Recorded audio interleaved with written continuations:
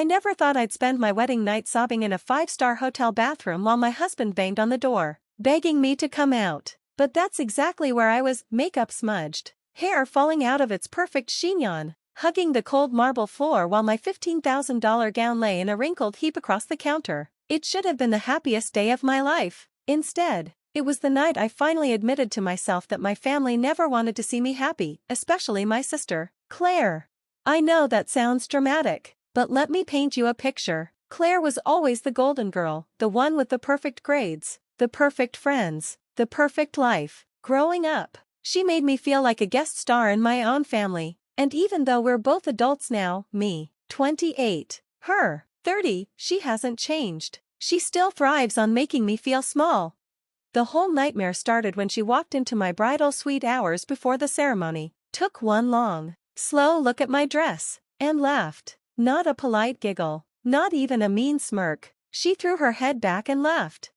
"Oh my God, Abby," she said between chuckles, clutching her side as if she couldn't breathe. "You actually paid money for that? It looks like a cheap prom dress from 2010.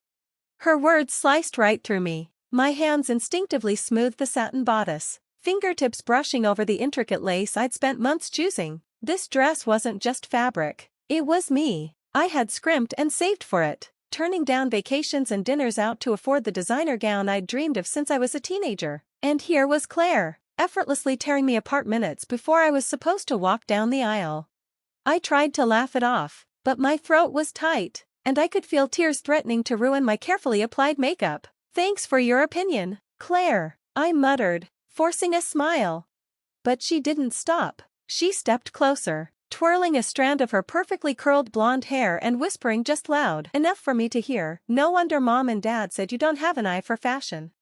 I froze. Those words transported me back to every family dinner where I'd been the punchline, every holiday where my achievements were overshadowed by hers, every shopping trip where Mom sighed and told me I just didn't get style. And Claire knew it. She knew exactly which wound to press.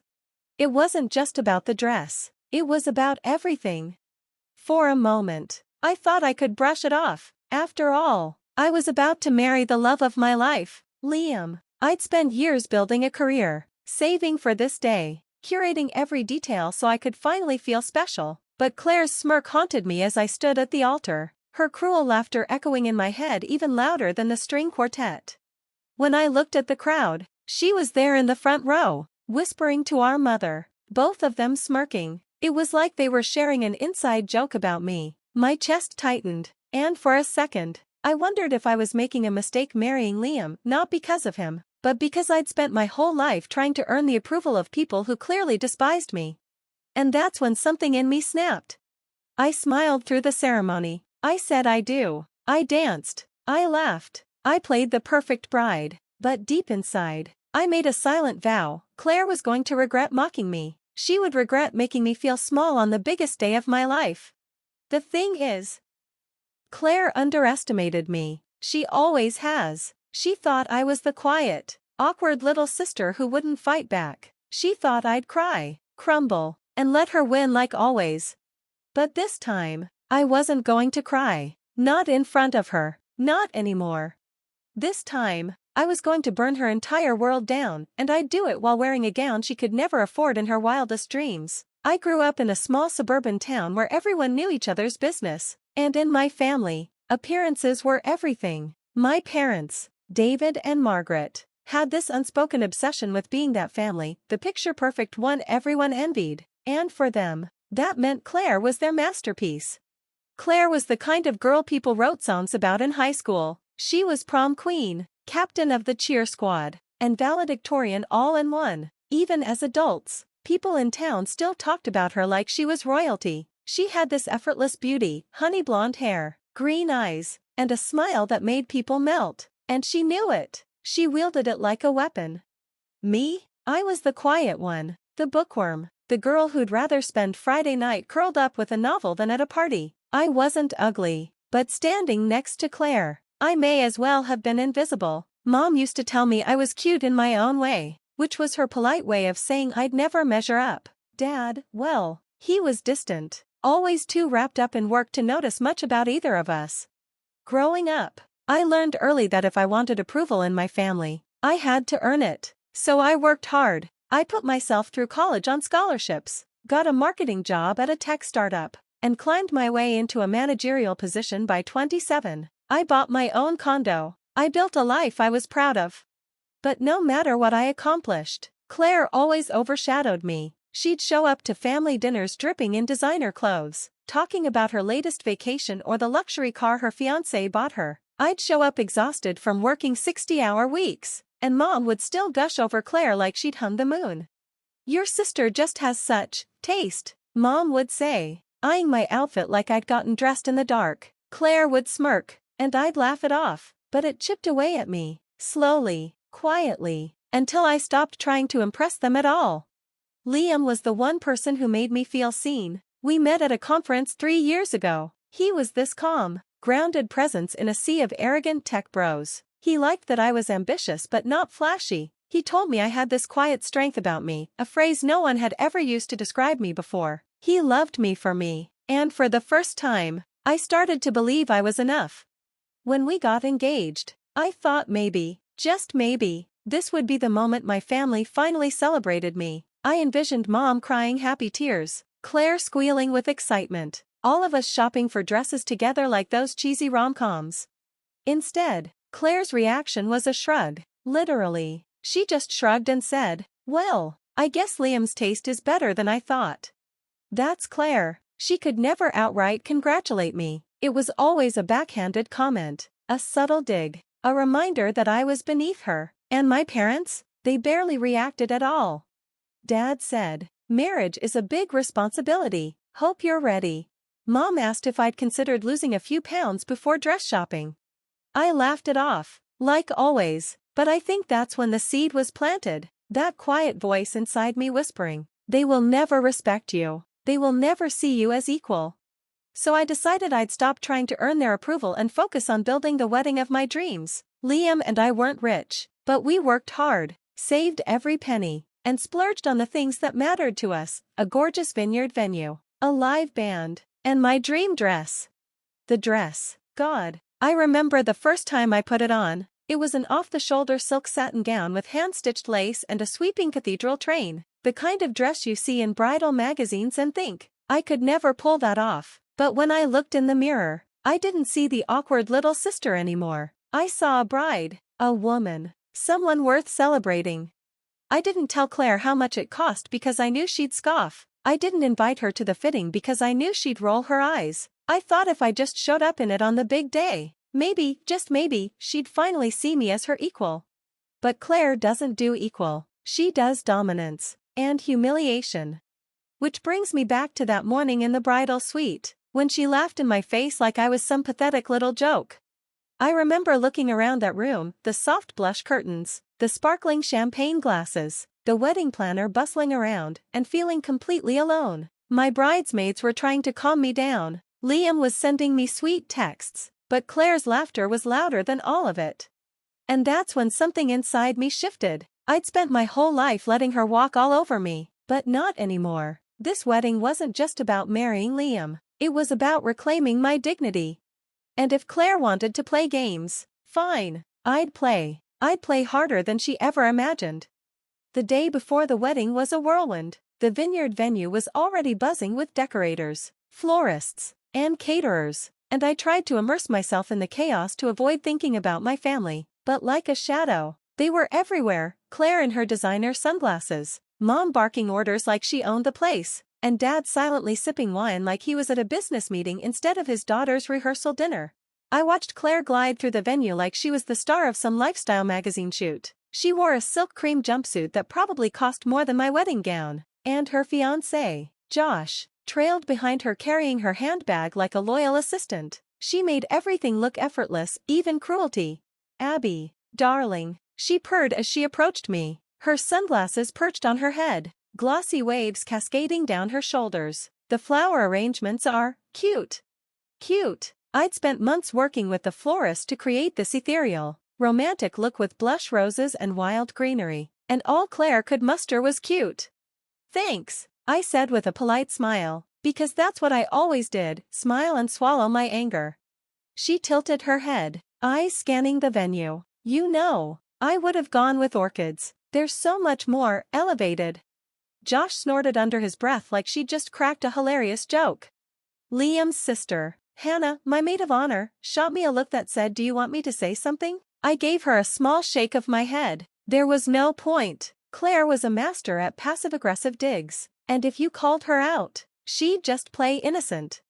Later, at the rehearsal dinner, Claire found new ways to dominate the spotlight. When Liam gave a heartfelt speech about how much he loved me, Claire interrupted with a dramatic fake cough. When my bridesmaids toasted to our future, Claire made a show of whispering something to Mom that had them both stifling laughter. I tried to ignore it, tried to focus on Liam's warm hand on my back, but every snicker felt like a knife. After dinner, I ducked outside to get some air. The vineyard was beautiful at night, fairy lights strung between the vines, the scent of lavender in the breeze. I took a deep breath, trying to calm the storm inside me. "You okay?" Hannah appeared beside me, holding 2 glasses of champagne. She handed me one. "I'm fine," I lied, staring at the bubbles in my glass. "Your sister's a piece of work," Hannah muttered. "If that were my sister, I'd have already thrown her in a wine barrel." I laughed softly. "She's always been like this. Why does she hate you so much?" I shrugged, but the question lingered. Why did Claire hate me so much? Was it jealousy? No, it couldn't be. Claire had everything: beauty, charm, money. Maybe it was just fun for her. Maybe tearing me down made her feel powerful. The next morning, wedding day, I woke up early, heart pounding with a mix of excitement and dread. My bridesmaids buzzed around me, curling hair and applying makeup, while I tried to focus on the happy parts. Liam, the vows we'd written, the fact that after today, I'd get to call him my husband. But then Claire showed up.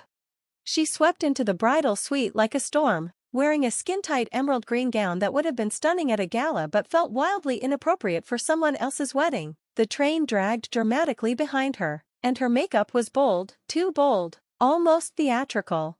"Don't you look precious?" she said, her voice dripping with fake sweetness as she looked me up and down. I forced a smile. "Thanks, Claire." She sat down in the corner, scrolling through her phone, muttering to Mom about the photographer's lighting choices. Then she glanced up, her eyes landing on my dress hanging on a padded hanger. That's when she started laughing. It wasn't a chuckle, it wasn't even a mean giggle, it was a full-on laugh that made my bridesmaids freeze mid-application of mascara.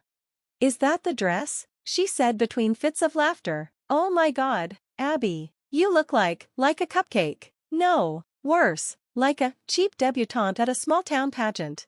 Heat crawled up my neck. My bridesmaids exchanged awkward looks, but no one said anything. Claire had a way of sucking all the oxygen out of a room. I swallowed hard, trying to stay calm. "Claire, that's enough." She raised an eyebrow. "I'm just saying, sweetie, if you'd asked me for help, I could have saved you from this." Her words were a knife twist, and she knew it. I clenched my fists so hard my nails dug into my palms. "Claire," Hannah said sharply, stepping forward, "maybe you should go back to the groomsmen's suite." Claire smirked. "Relax. I'm just teasing. Abby knows I love her." She blew me a kiss and sauntered out, leaving behind a cloud of expensive perfume and tension so thick you could cut it with a knife. As soon as she was gone, I sank into the nearest chair. My hands were trembling, and I couldn't stop blinking back tears. "Do you want me to say something to Liam?" Hannah asked. "He'll tell her to back off." I shook my head. "No, she'll just make it worse." But deep down, I felt something cracking. Claire had humiliated me my entire life, but this, laughing at my wedding dress, felt like the ultimate betrayal. I didn't know it yet, but that was the moment I decided this day wouldn't just be about me marrying Liam. It would be the day I finally stood up to Claire. The revenge wouldn't come today. No, today I'd play the perfect bride, just like she expected, but I'd make sure she never forgot the consequences of crossing me. And for once, I wouldn't be the punchline. The ceremony was supposed to be the happiest moment of my life. I'd imagined it 1,000 times, the music swelling, Liam smiling at me like I was the only woman in the world, my parents finally looking proud of me, and for a few fleeting minutes, It almost felt like that dream was real. Almost. The sunlight streamed through the rows of grapevines, casting golden light over the aisle lined with pale pink roses. The guests rose as the string quartet began playing Canon in D. My heart pounded as I clutched my bouquet, my father on my arm. I glanced down the aisle and saw Liam waiting at the altar, his deep blue eyes soft and steady, his smile so full of love it nearly brought me to tears. But then, just as I stepped forward, I caught sight of Claire. She was seated in the front row, legs crossed, emerald dress shimmering under the sun. Her phone was in her hand. She wasn't even trying to be subtle, she was smirking, texting someone, completely ignoring me. I tried to block her out, but my father muttered under his breath, "Claire, put that thing away." She didn't. Instead, she raised her phone and snapped a picture. Click. The sound echoed in my head. I could see her typing something quickly, then leaning over to show Mom, who chuckled softly. Heat crawled up my neck. My dream moment, the one I'd played over and over in my mind, was shattered by the sound of my sister's laughter. I walked down the aisle, my smile frozen, my heart pounding. Liam looked at me like I was his entire universe, but I couldn't shake the sting of Claire's smirk. She didn't even clap when my father handed me off. She just sat there, bored, like she was watching a rerun of a show she'd already seen.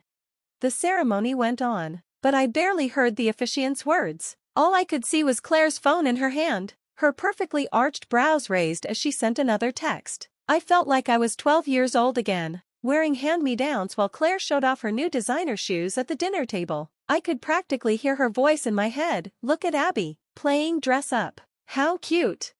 When it was time to exchange vows, I forced myself to focus. Liam's words were tender and sincere. He talked about how I'd been his rock, how I'd made him believe in love again after years of heartbreak. Tears welled in my eyes, but I held them back, determined not to ruin my makeup.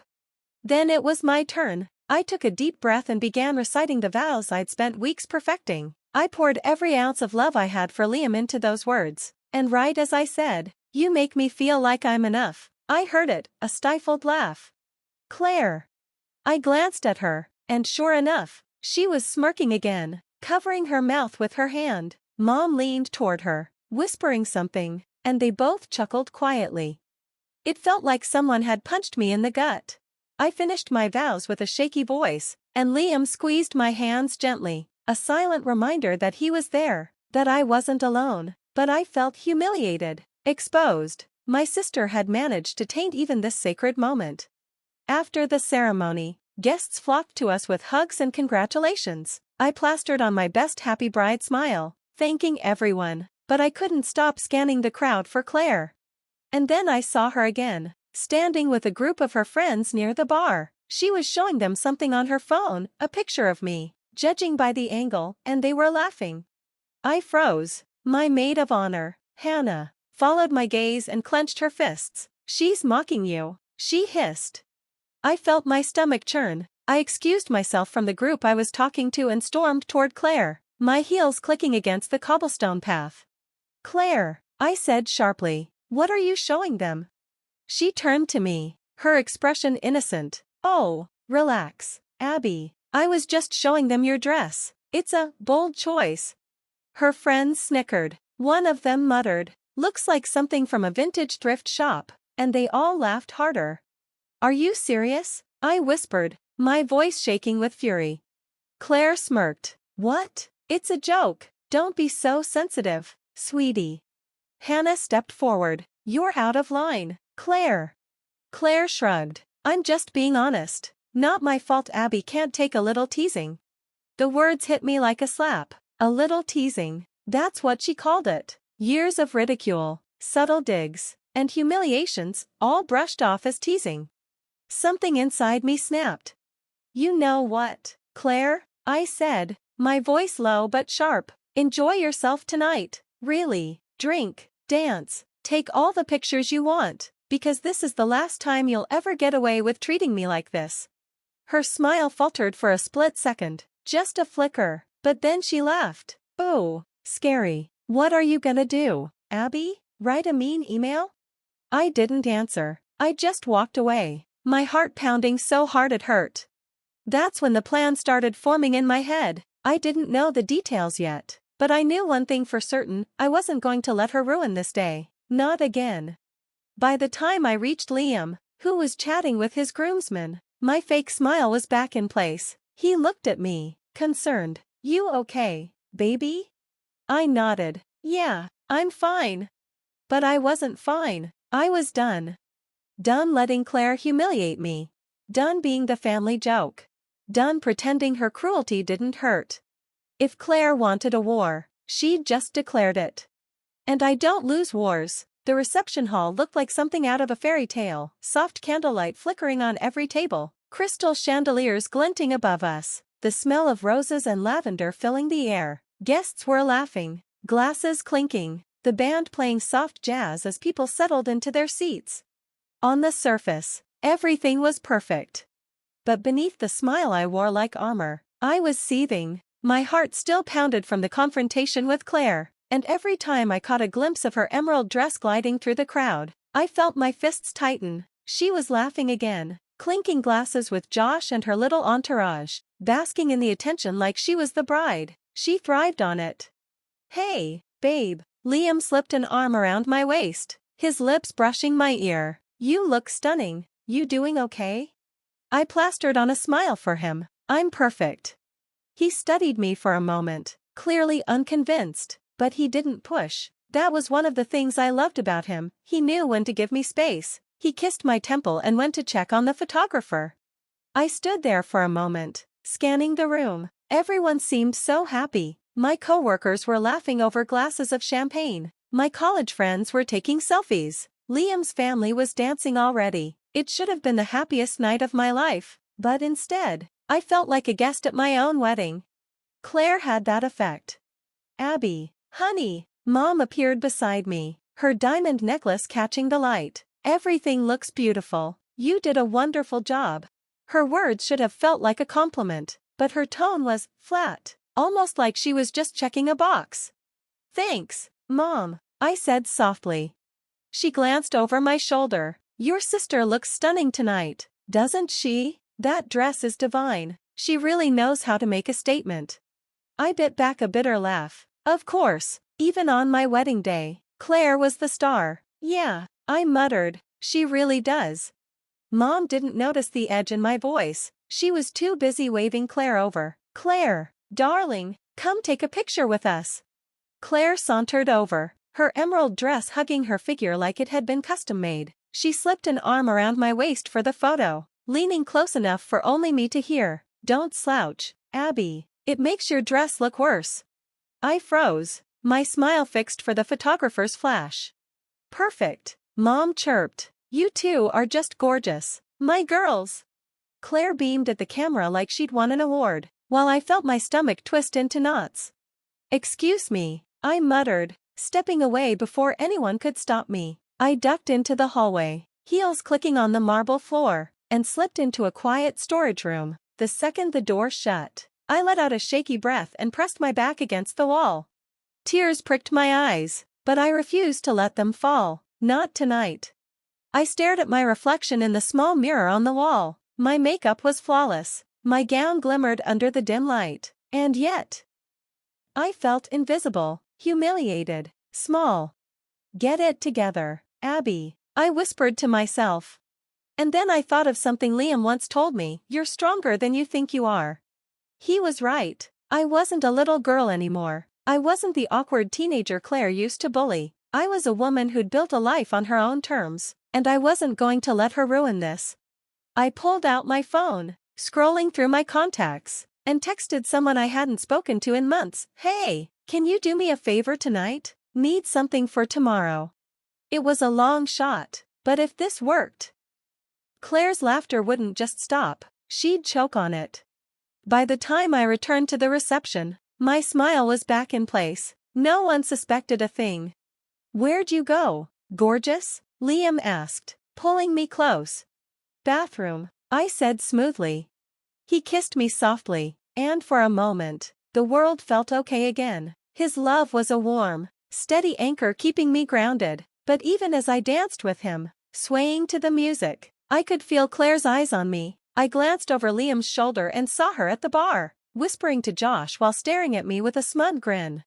Hannah noticed too. She came over between songs and leaned in. She's up to something, I can tell. I smiled faintly. So am I. Her brows shot up. Oh, should I be worried? No, I said, my voice calm, steady. Claire should be. Hannah's grin was slow and wicked. Finally. The rest of the night felt like a performance. I danced with guests, posed for pictures, cut the cake, all while keeping one eye on Claire. She seemed restless. Maybe she could sense the shift in me, or maybe she was just annoyed that I wasn't crumbling under her jabs. At one point, I passed by her group and overheard her say, I mean, it's cute, she tried, but, come on, that dress, that decor, it's all so basic. Laughter followed. I kept walking, my smile never faltering. Because while she mocked me, I was already planning her downfall. And the best part? She wouldn't see it coming. The band had just transitioned to a slow song when I noticed Claire slipping out of the main hall with Josh. At first, I thought nothing of it. Maybe she needed a smoke break. Or maybe she was bored now that she wasn't the center of attention. But something about the way she glanced over her shoulder, smirking, made my stomach tighten. I excused myself from a group of Liam's college friends and quietly followed her through the side hallway that led to the back terrace. The air was cooler out there, the night sky glittering with stars above the vineyard. Claire leaned against the railing, phone in hand, laughing softly at something Josh said. Seriously, she whispered, not realizing I was close enough to hear. Abby looks like she's playing dress up. That gown, ugh. And did you see the centerpieces? So desperate. Josh chuckled. You're awful. She grinned. I'm honest. She always tries so hard to impress me. It's cute, in a pathetic way.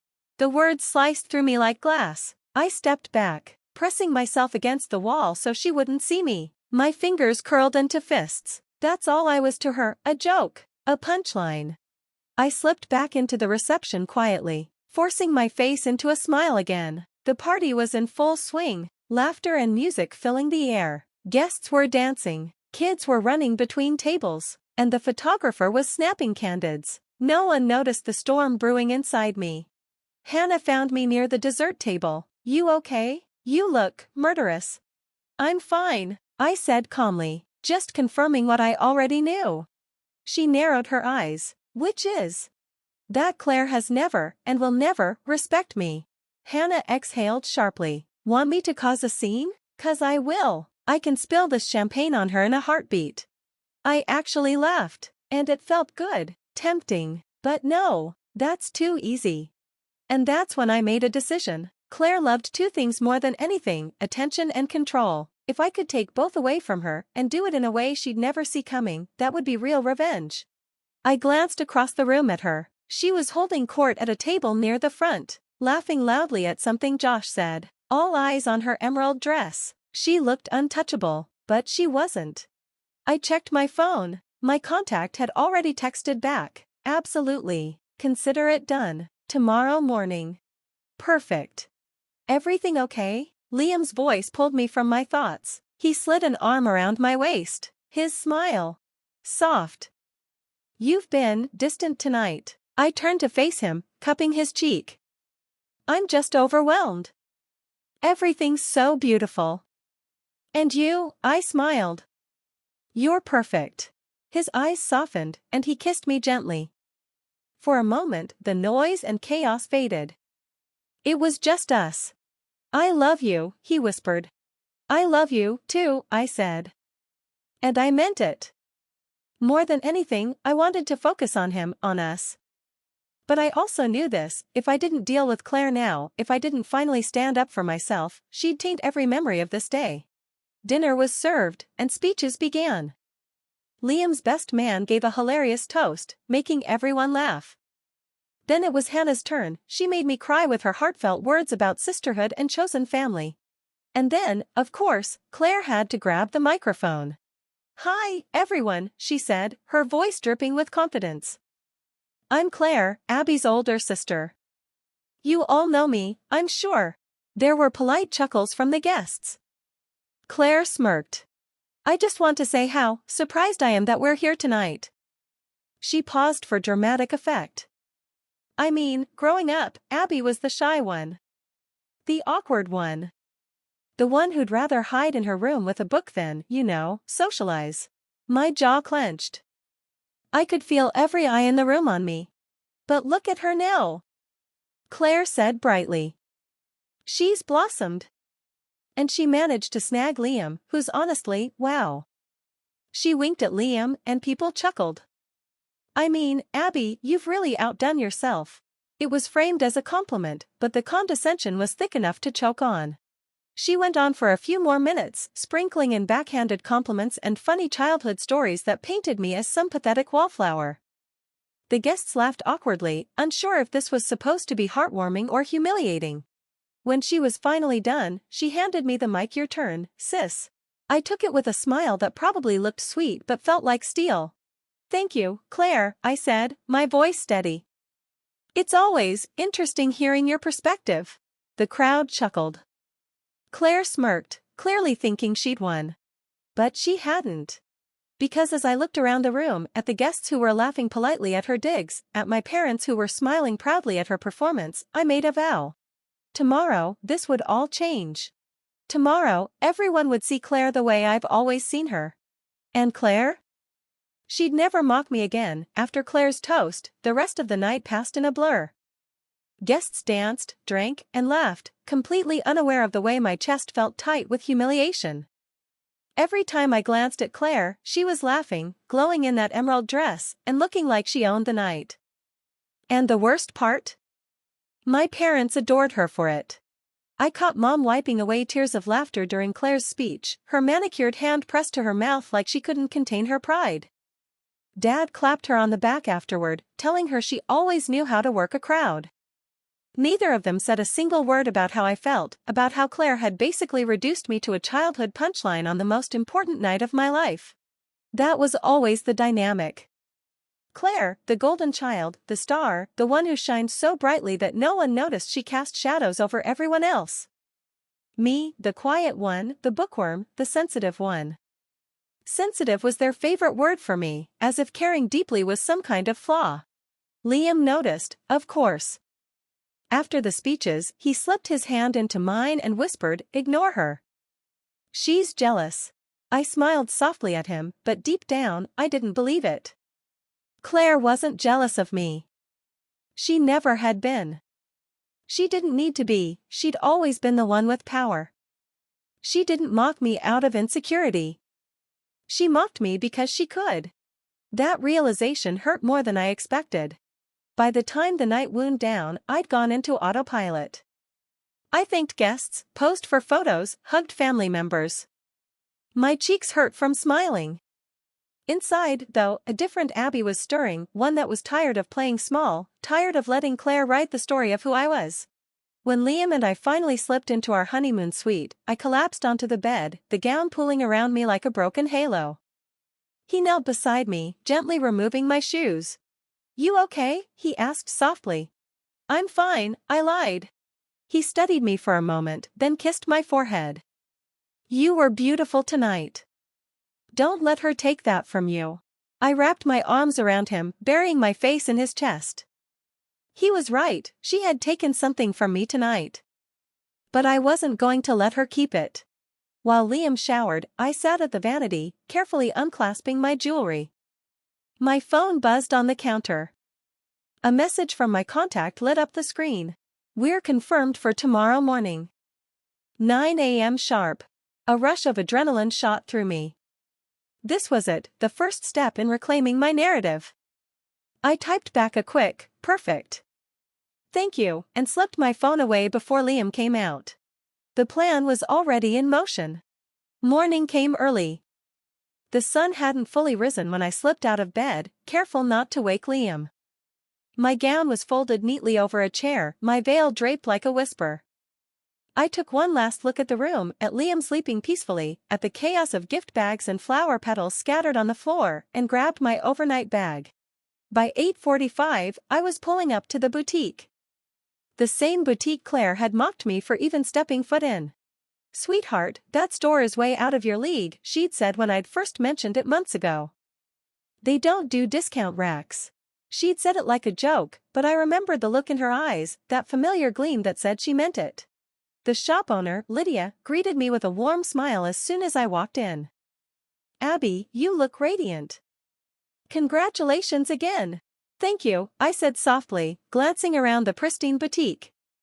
The gowns shimmered on their racks, each one more breathtaking than the last. "You ready to make the switch?" she asked with a knowing smile. I nodded. "Let's do it." Within minutes, I was standing on a pedestal, stepping into the dress. Not the one Claire had seen me try on during that disastrous shopping trip. Not the simple gown she'd sneered at. This was the one I'd chosen after, the one I'd purchased in secret, with the help of Lydia and a little financial magic. A custom, one-of-a-kind designer gown. A gown so elegant it made me feel like royalty. As Lydia adjusted the intricate lace and smoothed the silk skirt, I caught my reflection in the mirror. For the first time, I didn't see the awkward, insecure girl Claire loved to tear down. I saw someone powerful. "Wow," Lydia whispered. "You look like you belong in Vogue." I smiled, a spark of confidence lighting inside me. That's the idea. By the time I returned to the vineyard for brunch, guests were already gathering for mimosas and pastries. Claire was there too, of course, holding court again, her green dress replaced by an even more dramatic outfit.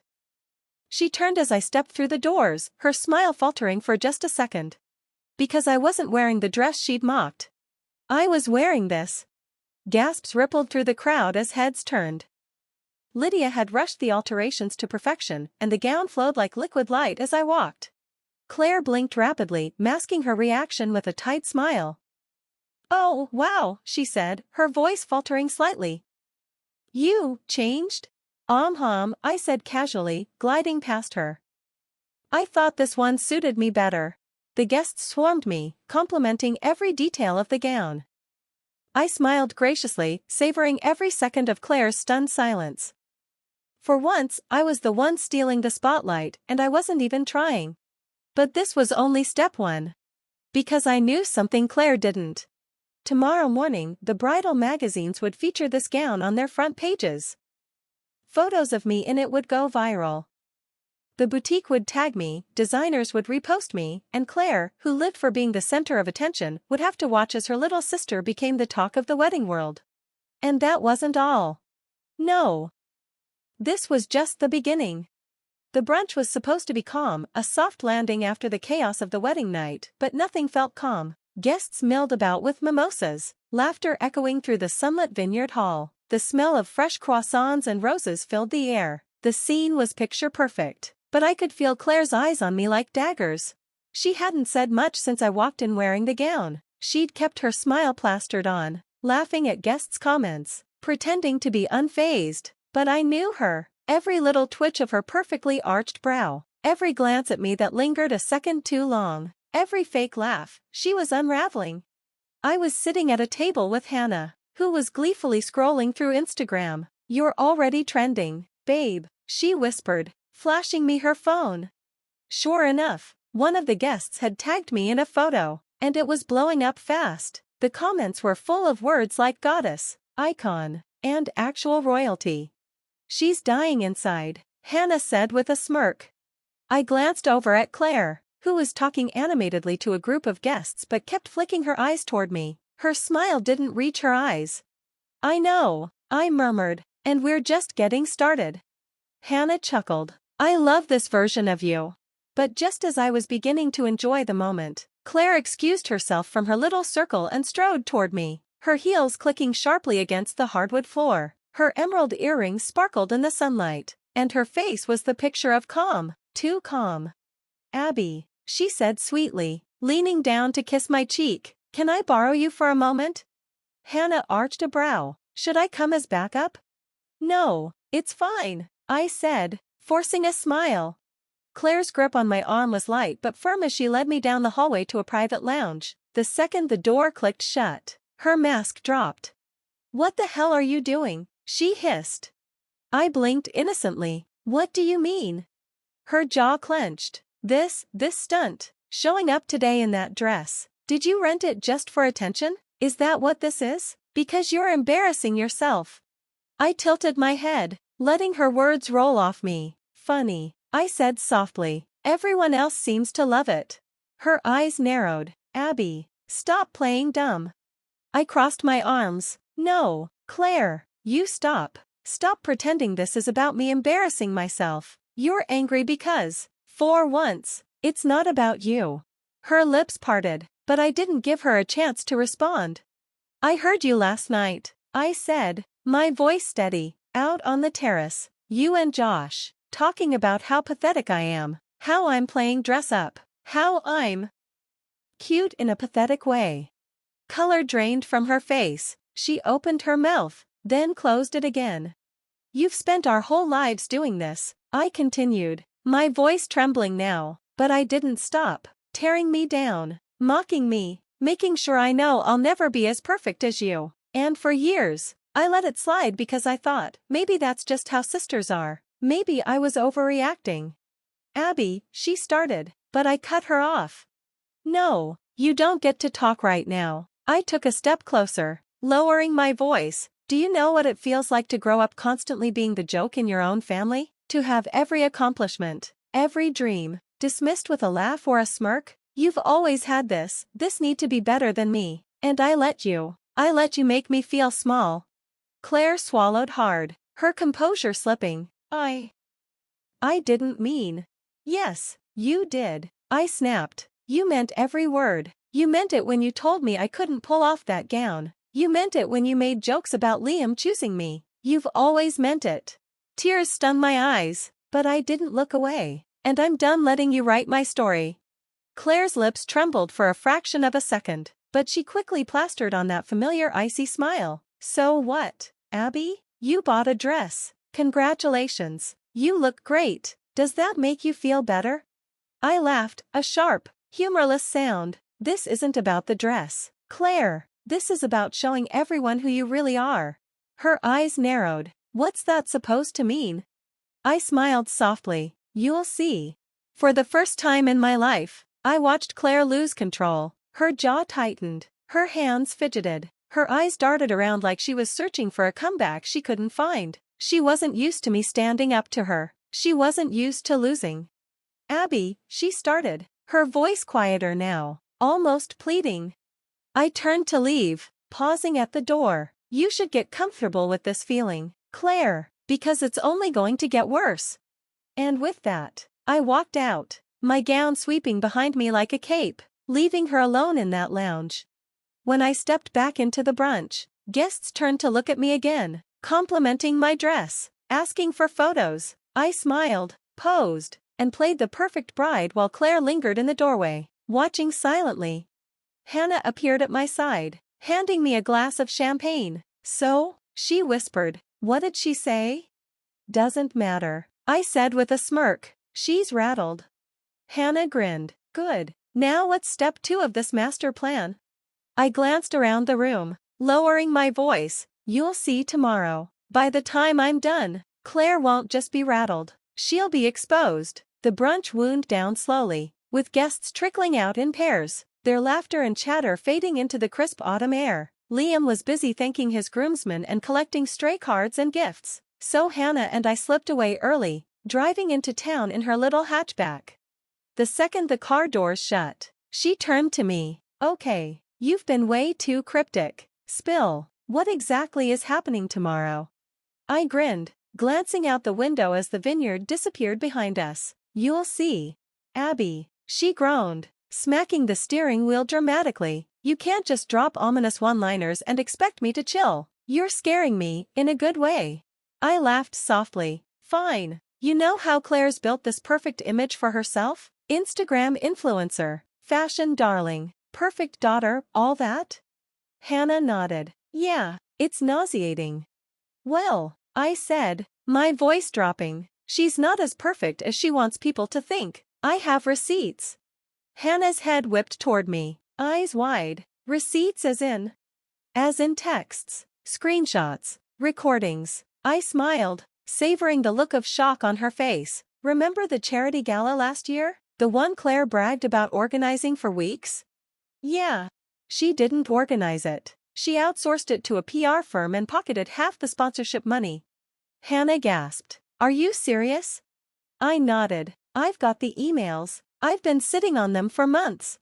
Hannah slammed her palm on the dashboard. Abby, this is diabolical. I love it. My lips curled into a small smile. I'm done letting her humiliate me. She's built her whole reputation on being untouchable. Tomorrow, that reputation is going to crack. We pulled up to a small cafe downtown, where my contact, Lydia from the boutique, was waiting at a corner table. She had a sleek laptop open, a steaming cup of coffee in front of her. Abby, she said warmly, standing to hug me. You look stunning, as always. Thanks, I said, sliding into the booth. Do you have everything? She nodded, swiveling the laptop toward me. On the screen was a draft press release featuring photos from yesterday's wedding brunch, specifically, me in the gown. The boutique's Instagram account had already posted one of the pictures, and it was gaining traction fast. Comments were pouring in, and the boutique was tagging every major bridal fashion magazine.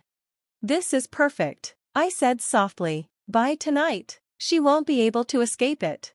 And tomorrow? Lydia asked with a knowing smile. I pulled out a flash drive and slid it across the table. Tomorrow is when the truth comes out. Lydia's brows lifted as she took it. Are you sure about this? I hesitated for a moment, the weight of the decision settling on me. Yeah, I said finally. She spent her whole life stepping on people to stay on top. It's time someone pushed back. Hannah leaned forward, excitement dancing in her eyes. So what's the play? I laid it out for them. The bridal boutique would keep amplifying my photos, tagging designers, bloggers, and magazines. By morning, I'd be trending across multiple wedding pages, a subtle but powerful shift in attention. Meanwhile, Lydia would anonymously leak Claire's charity scam to a few gossip pages she had connections with. Claire's social media empire was built on her reputation for being a philanthropist and style icon. The scandal would spread like wildfire. And because you're the one everyone's talking about, Hannah said slowly, piecing it together, she won't be able to spin it without looking like she's just bitter or jealous. Exactly, I said. She made me the punchline. Now she's going to be the headline. Lydia chuckled. You're a natural at this. Years of being underestimated, I murmured. By the time we left the cafe, my heart was pounding with adrenaline. I wasn't normally someone who plotted revenge, but this wasn't just revenge, this was reclaiming my voice. Back at the hotel, Liam was napping. I curled up beside him, resting my head on his chest, listening to the steady rhythm of his heartbeat. For a moment, I almost felt guilty. Claire was my sister, after all.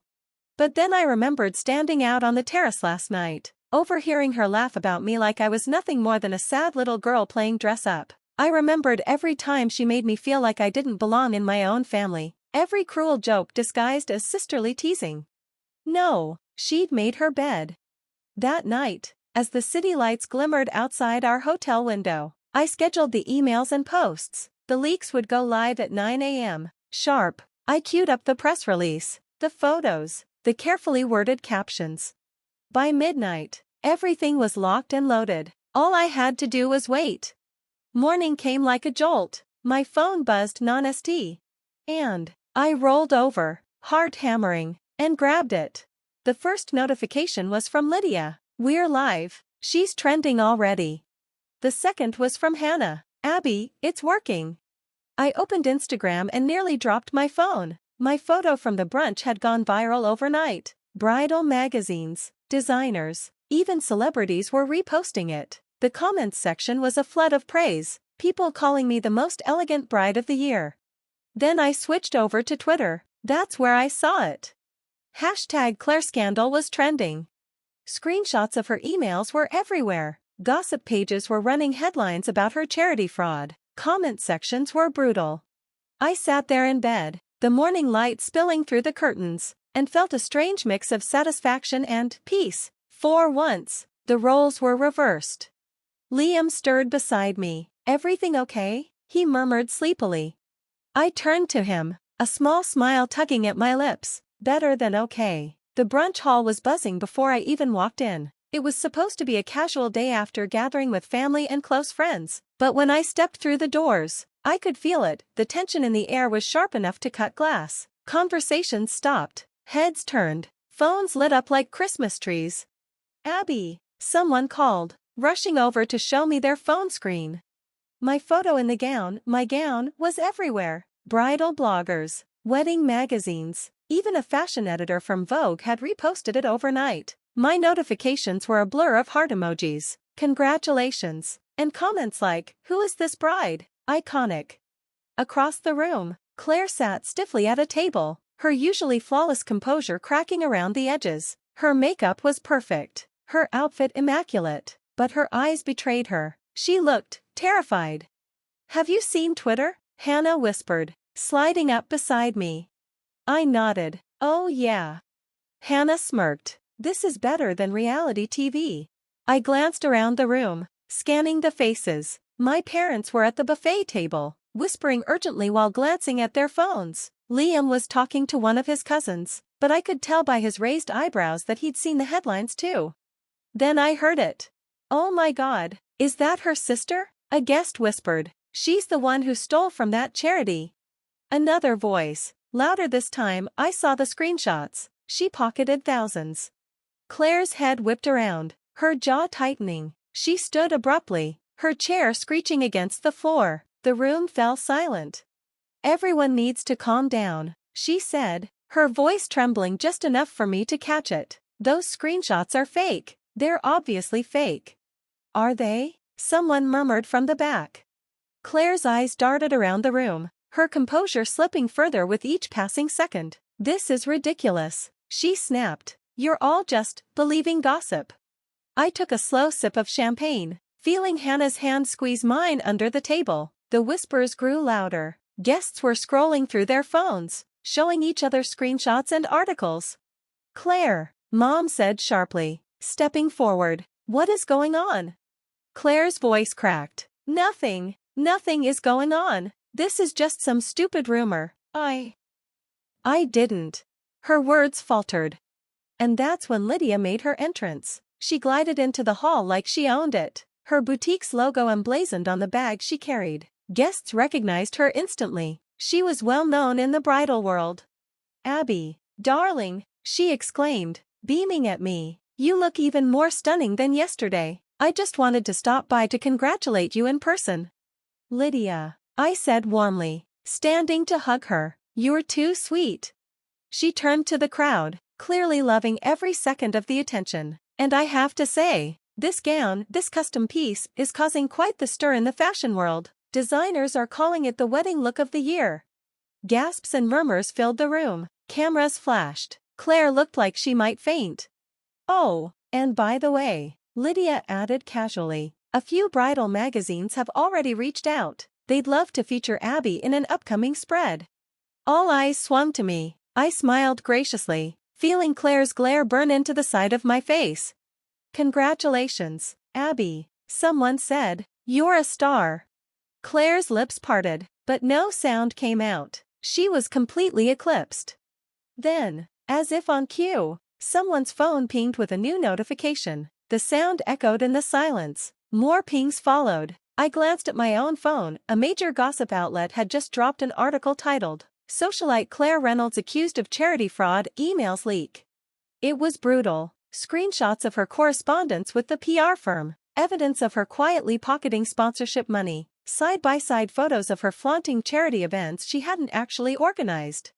Gasps filled the room again. People turned to stare at her like she was a stranger. "Claire," Dad said cautiously, his voice low, "is this true?" She shook her head frantically. No, it's not, Dad. I didn't."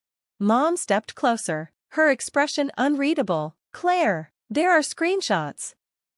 It's not what it looks like," Claire stammered. Her voice was rising now, frantic. Someone's framing me." But the damage was done. People were already whispering, shaking their heads, taking photos. I stood slowly, smoothing the skirt of my gown. "Maybe you should sit down, Claire," I said softly. She spun on me, eyes wild. She spat. "You did this, didn't you? You're trying to ruin me." I blinked innocently. "I'm not ruining you. I'm just letting people see the real you. Her face twisted with rage. You jealous little brat.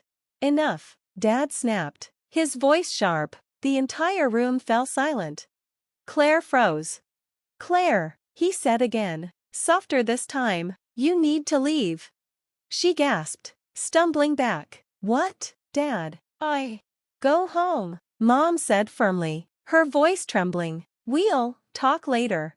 Claire's face crumpled, but she didn't argue. She grabbed her purse and stormed out, her heels clicking furiously against the floor. Cameras followed her, guests whispering like vultures. I stood there, calm and composed, as the door slammed behind her. For once, I was the one in control. Hannah leaned over and whispered in my ear, "That was legendary." I smiled faintly. No, that was overdue. The rest of the day was a blur of congratulations and admiration. Guests rallied around me, photographers asked for more shots, and the boutique promised a full press campaign. Meanwhile, Claire's name trended for all the wrong reasons. By evening, I was back in the honeymoon suite with Liam. He poured me a glass of champagne and sat beside me on the balcony. "You know," he said softly, "I've never seen you look so powerful." I leaned against him, watching the sunset paint the sky. I finally feel powerful. That night, after the chaos and whispers and flashing cameras, I finally found myself alone. Liam was asleep in the honeymoon suite, his arm draped lazily over my waist, his steady breathing grounding me. Outside the window, the city lights sparkled against the dark velvet sky, but inside, everything felt still.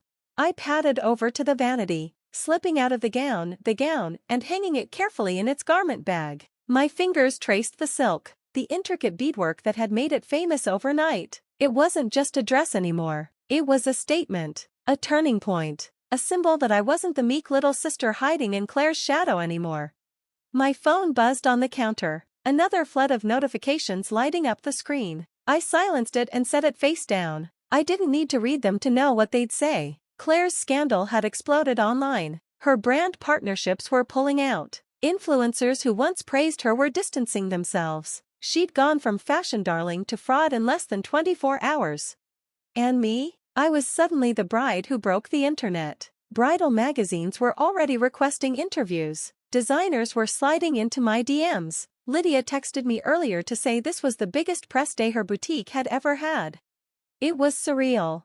But as I sat on the edge of the bed, brushing out my hair, I didn't feel victorious in the way I thought I would. Yes, there was satisfaction, deep, cathartic satisfaction in finally standing up for myself, in finally being seen. But there was also sadness. Claire was my sister, no matter how cruel she'd been, no matter how many years she'd spent belittling me. I'd once looked up to her. There was a time I'd have given anything for her approval, a time I thought she was everything I wanted to be. And now she was alone, facing the consequences of her choices, and I wasn't celebrating, not exactly.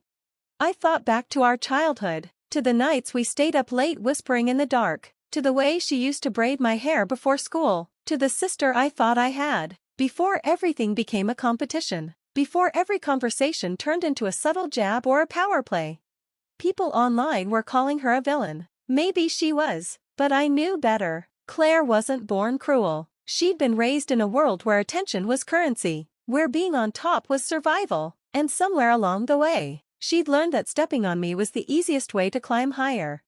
The thing is, I wasn't blameless either. I'd let her make me small because I was too scared to fight back. I thought keeping the peace meant keeping the family together, but really, all it did was teach her that I'd always be her punching bag. Not anymore. I glanced at Liam, sleeping peacefully. I thought about the future we'd build together, a future where I wouldn't shrink myself to make someone else comfortable, a future where I'd stand tall, even if it meant some people would resent me for it.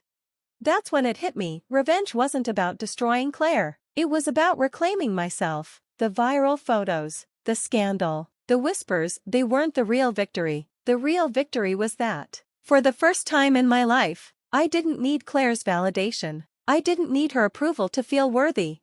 I closed my eyes and whispered to myself, "You're enough."